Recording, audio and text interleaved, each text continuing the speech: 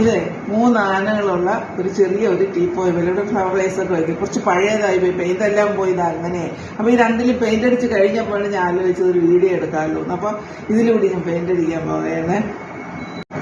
എന്റെ കയ്യിലുള്ള ഫാബ്രിക് പെയിന്റാണ്, അത് വെച്ചിട്ട് ഞാൻ പെയിന്റ് ചെയ്യാൻ പോവുകയാണ്. ഒന്ന് ഭംഗിയാക്കി എടുത്താലേ കളയാൻ എളുപ്പം, നല്ല രസമല്ലേ കുഞ്ഞാന.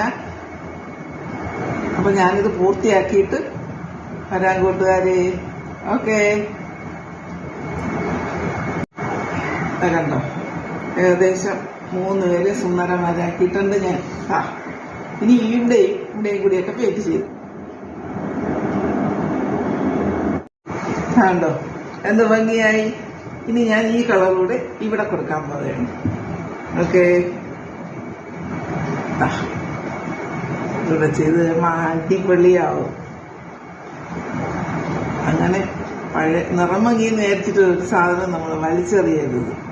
എന്ത് ഭംഗിയായില്ലേ. ഇനി ആനയ്ക്ക് നെറ്റിപ്പട്ടം കൂടെ കൊടുക്കാൻ പോവുകയാണ്.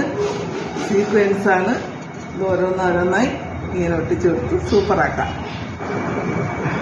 നെറ്റിപ്പട്ടം വെച്ചു.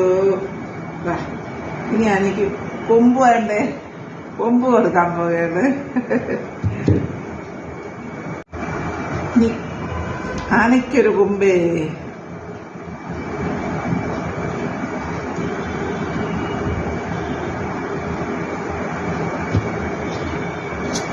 തീപ്പെട്ടിക്കൊള്ളിയാണ് കട്ട് ചെയ്തെടുത്തിട്ടുണ്ട്.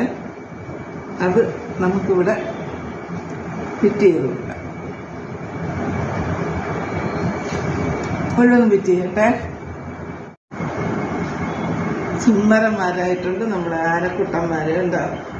നെറ്റിപ്പട്ടം വന്നു, കൊമ്പ് വന്നു.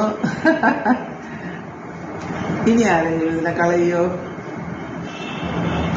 സൂപ്പർ അല്ലേ.